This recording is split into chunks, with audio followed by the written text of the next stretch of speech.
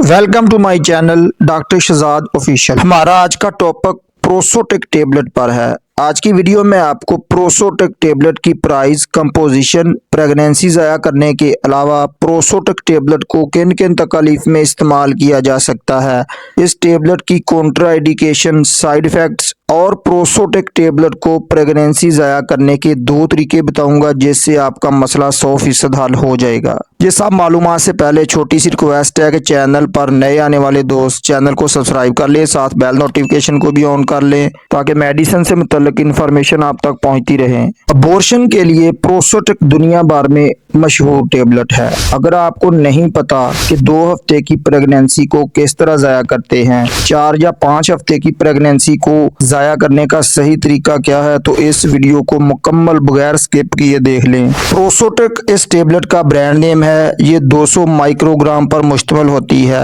10 गोलियों की ये पैकिंग होती है। 170 रुपए में हर मेडिकल स्टोर से बआसानी मिल जाती है। आर्टको फार्मा इस टेबलेट को तैयार करता है, जिसकी अदवायात बहुत मियारी और रिजल्टेबल होती है। इस टेबलेट की कंपोजिशन की बात कर लें तो माइसोप्रोस्टोल पर यह टेबलेट मुश्तमिल होती है।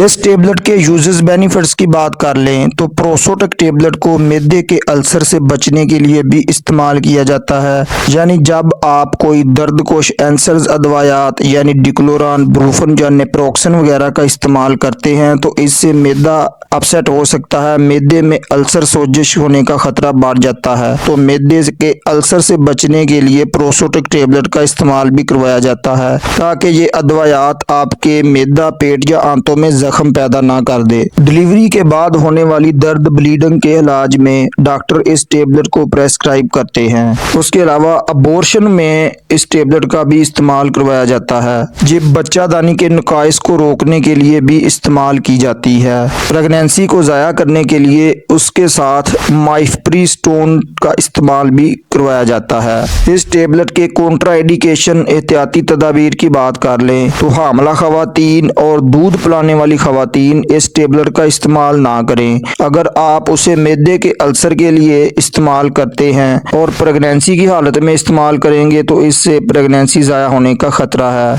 अगर आपको इस टेबलेट से एलर्जी का मसला बनता हो तो उसे बंद कर दें। दिल, जिगर और शदीद गुर्दे की बीमारियों में मुब्तला दोस्त इस टेबलेट का इस्तेमाल ना करें। हाई ब्लड प्रेशर की सूरत में डॉक्टर के मशवरे से इस टेबलेट का इस्तेमाल करें। इस टेबलेट के साइड इफेक्ट्स की बात कर लें तो मैदा अपसेट हो सकता है, डायरिया का मसला बन सकता है, मतली उल्टी की कैफियत हो सकती है, सर दर्द हो सकता है, चक्कर आ सकते हैं, कब्ज का मसला बन सकता है और कई दोस्तों में एलर्जी का मसला भी बन जाता है। प्रोसोटेक टेबलेट को आप 2 तरीकों से इस्तेमाल कर सकते हैं कि इस टेबलेट को इस्तेमाल करने से 1 घंटा पहले आपने कोई भी पेन किलर टेबलेट, डिक्लोरान, ब्रूफन या पोस्टान फोर्ड का इस्तेमाल करना है, ताकि ब्लीडिंग के साथ आपको पेन का मसला ना बने। अगर आपकी प्रेगनेंसी 3 माह के अंदर हो तो फिर इस टेबलेट का इस्तेमाल करें। पहला तरीका यह है कि 4 गोलियां ज़बान के नीचे रखकर ज़बान से आहिस्ता आहिस्ता मसलनी है। ये गोलियां पानी के साथ निगलनी नहीं है और फिर आपने 3 घंटे तक वेट करना है। अगर ब्लीडिंग ना हो तो फिर आपने 2 गोलियां और ज़बान के नीचे रख लेनी है।